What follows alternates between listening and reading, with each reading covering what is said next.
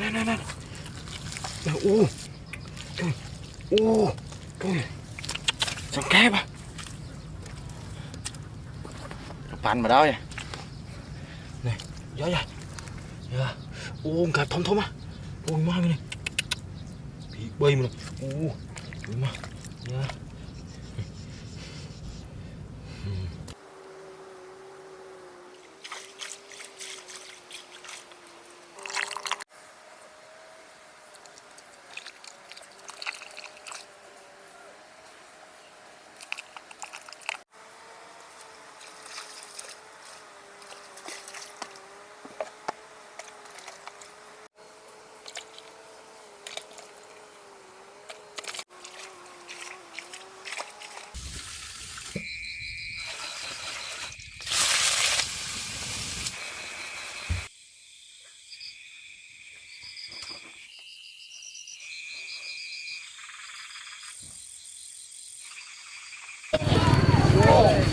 Ninh na lạc thế là ôm nhâm ninh lừa nó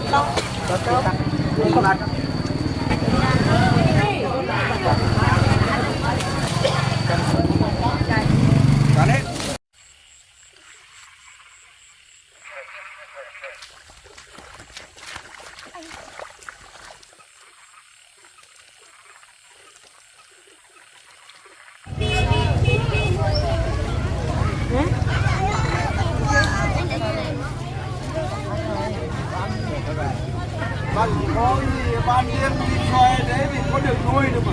Quá nhiều quá.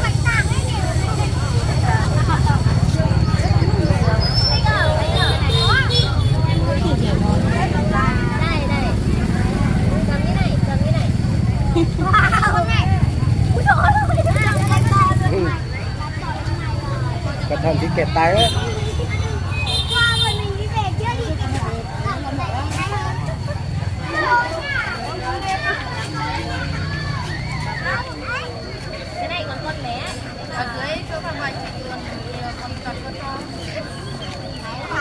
Đẹp cho mày. 20.000 thì cũng không đặt được cái gì. Nó bé đi. Đi tao đó. Đây em ăn cân. Hết rồi chị ơi. Để lần sau nhá. 200 đồng. Đây ra cái này phải treo 1-2 cân thịt ở đằng sau. Đưa đây ca em. Đạp không còn nữa nè.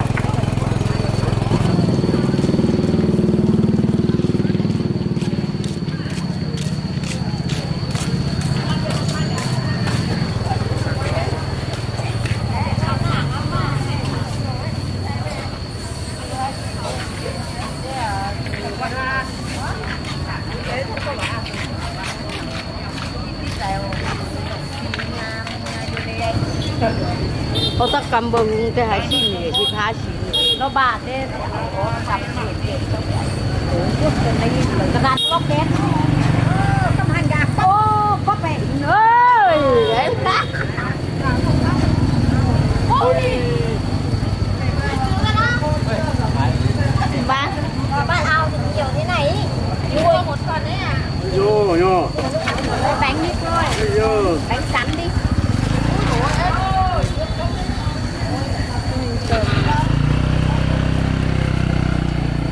ไม่ชอบพุกเขาเลยพุกป๋องนะเดี๋ยวเอง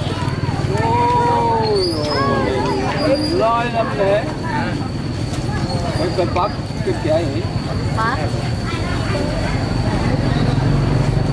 ปั๊บเลยสวยปั๊บอย่างนี้โอ้โห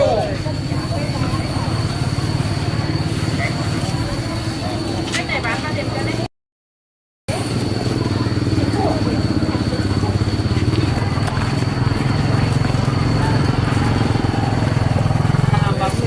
Ninh na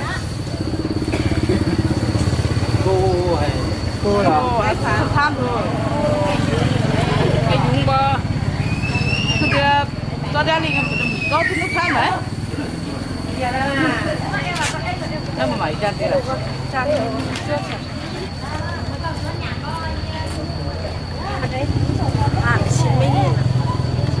một sâu xem thử cho một con một ạ.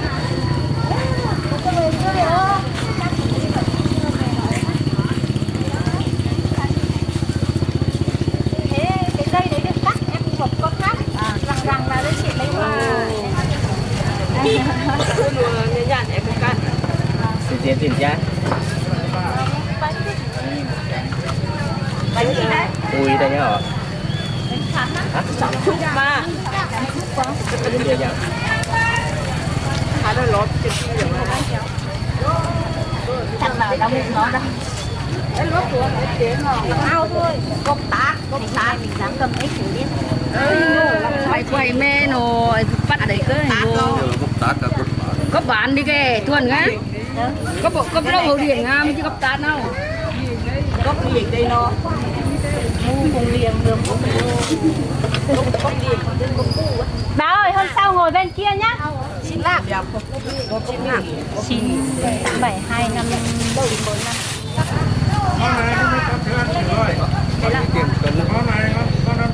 85 nhé. 9 5 7 2 5 9 4 5 cân đi đâu? Cân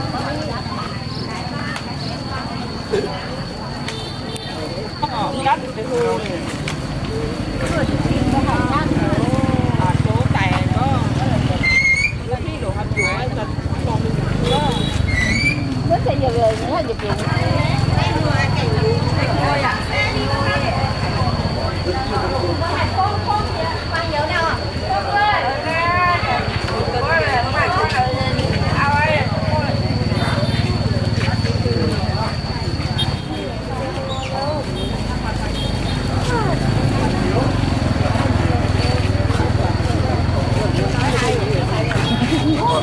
một lên ao bị bao hát đấy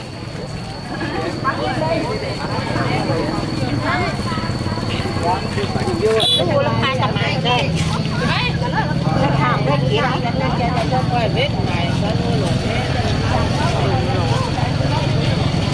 chẳng có to mà chỉ nặng thì có tôi chỉ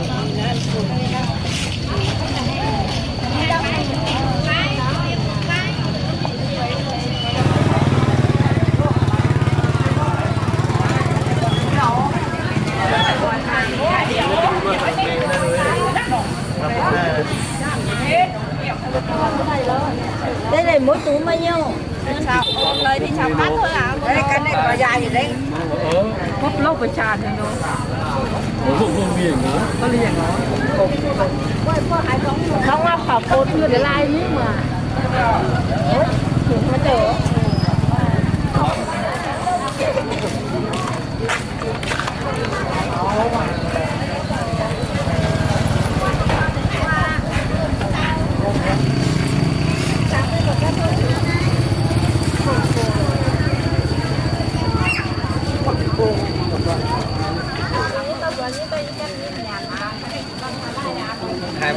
nha chứ lại để tài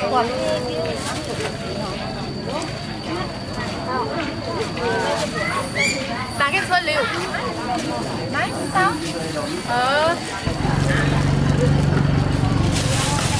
đây hạt tàu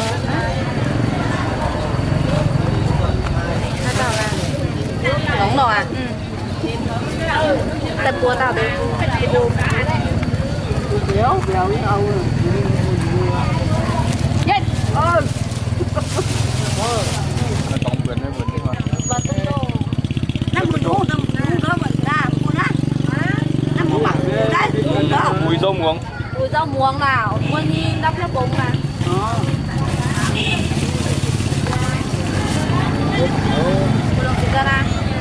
nhỏ nhá bên 5 con đi sẽ có em nhiều những cái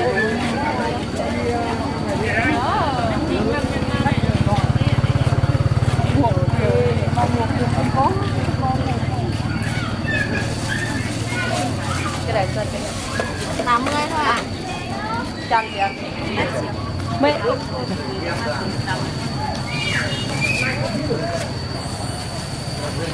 cô Hào ơi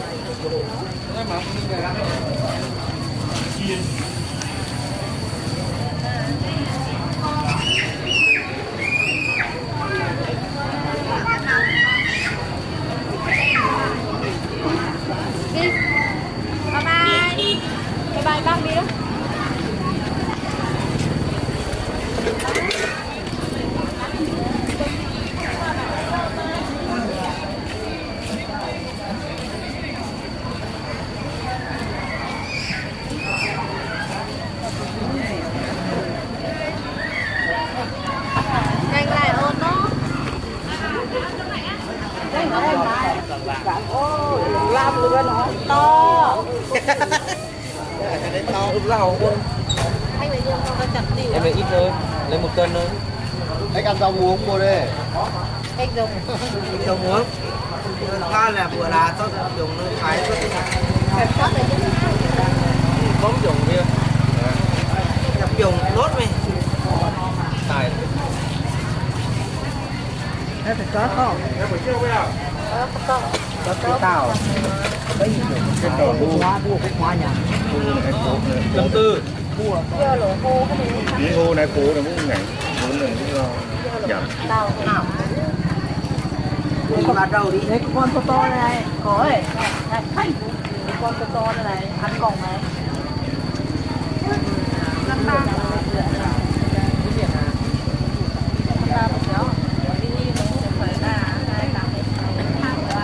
con ơi cái này giấy cái này bỏ khoai mà bán đấy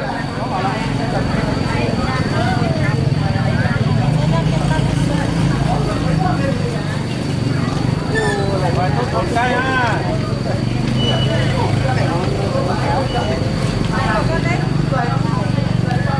Lấy này sách đi về này. Lấy đi sách về ăn cái thạch đó.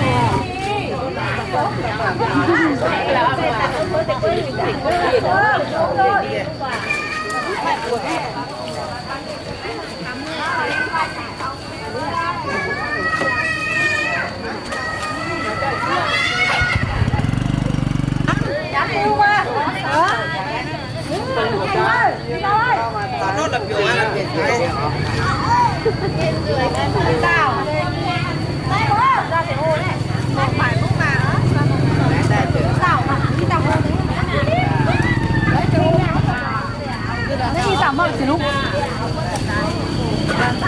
chặt cái gì thôi mấy con tôi chúng ta cái con nhận chặt kê tôn tạo cả hồ ngon tạo của cà phải à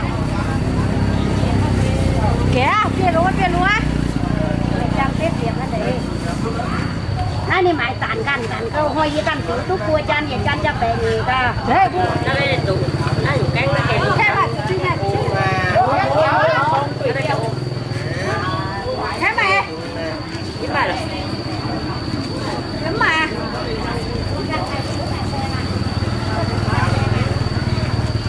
แดงสิลุงอ่ะ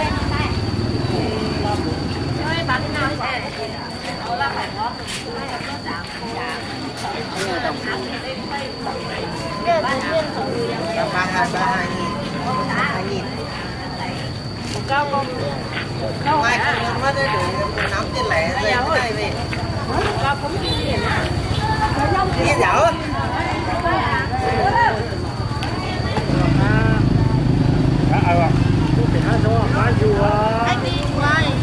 Có giữa bạn này nè. Giữa ba.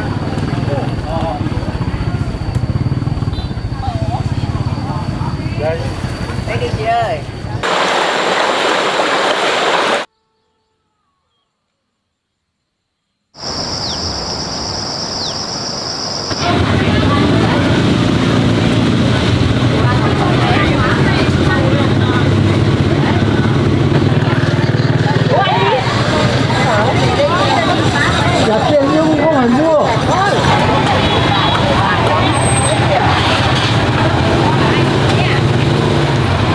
Wow.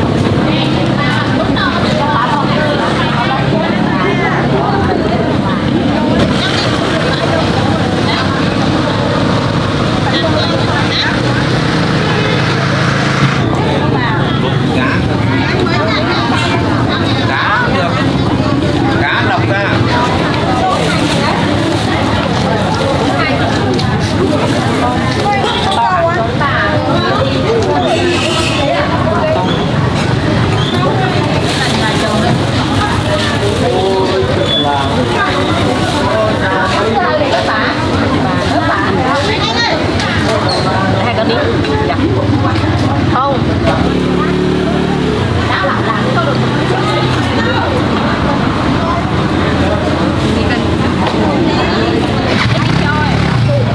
Anh chưa giọt chị.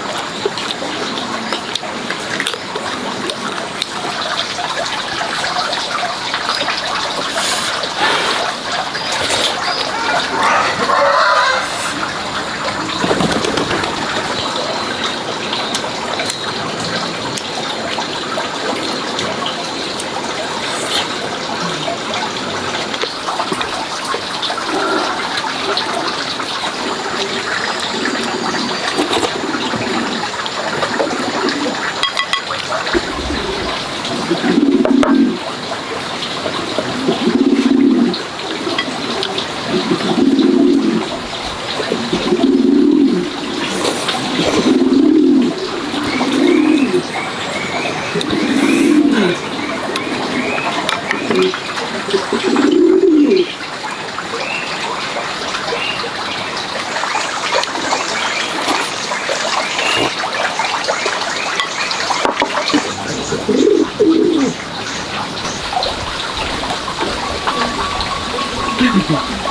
mì mà ăn cả cái này đó hả?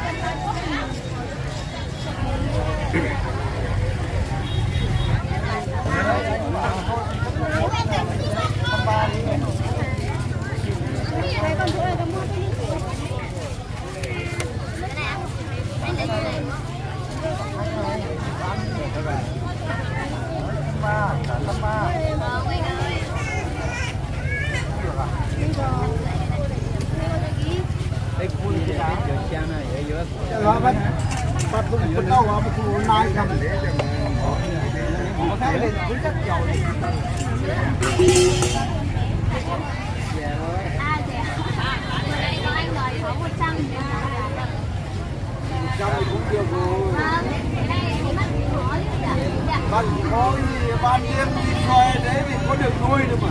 Quá nhiều quá. Một con là 100 rồi, con nuôi có một mẹ có lẽ là cái này mình con nuôi đâu mà coi.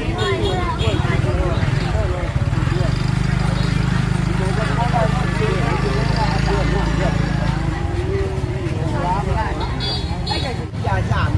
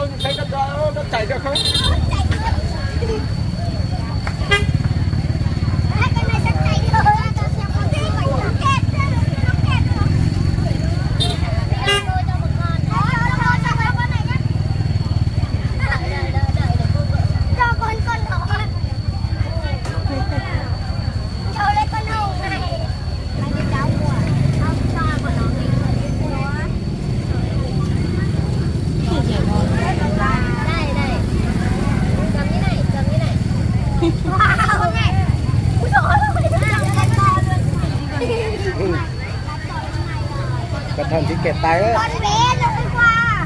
Chị nhỉ được con bé thôi. Ấy con này cũng bé hả? Con to này đi. Con này nhảy đẹp luôn. Qua mà mình đi về chưa đi. Con này hay hơn. Lấy con nào. Bốn đi. Hết đi con. Con chọn cái nào. Qua ha. Cho đi một con đi thôi nha. Qua con này đấy, con này. Con này nha.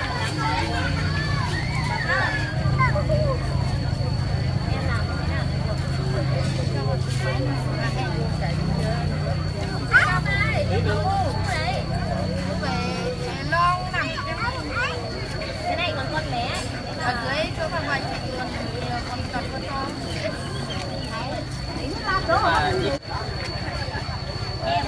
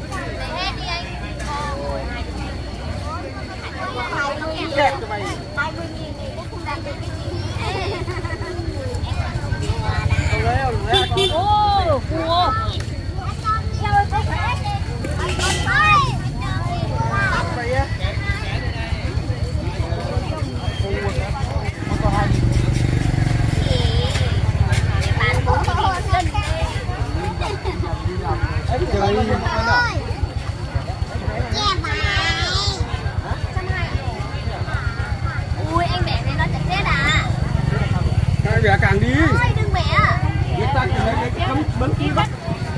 Anh buộc cái dây dài cho nó là được rồi.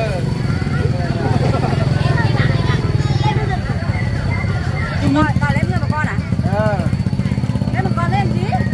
Mới một con. Bắt ăn rồi thì nó bây giờ cái cắt cưa tua ái nhá. Bán thêm một con. Đây em cho. Vét chiên. Đây này. Xong rồi vét chiên. Ít quá nhỉ? Đây đi. Bán lại cho luôn. Đợi để cô để cô nào. Nhưng lên một con đi. Đòi về lên một con đi. Ôi, con bé. Đi lên giống lòng bé luôn. Rồi bé đi. Đi tao đó. Đại cố. Cố phải đi làm gì? Cô đá này bếp để nó phát chủ lắm. Tầm nữa. Là bánh kén. Đúng rồi, nhưng hết đi. Đấy chị.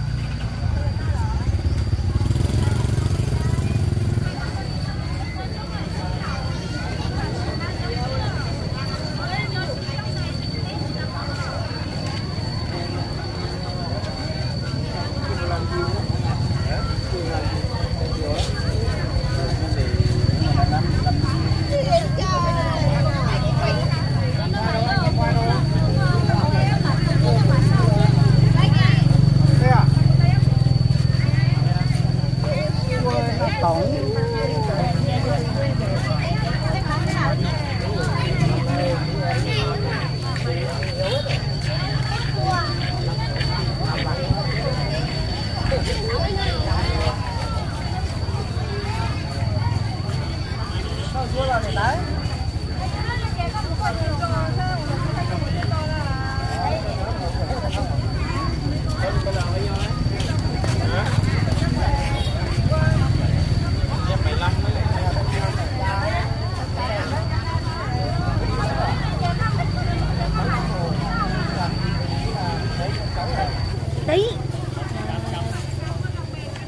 lấy 40.000 nữa.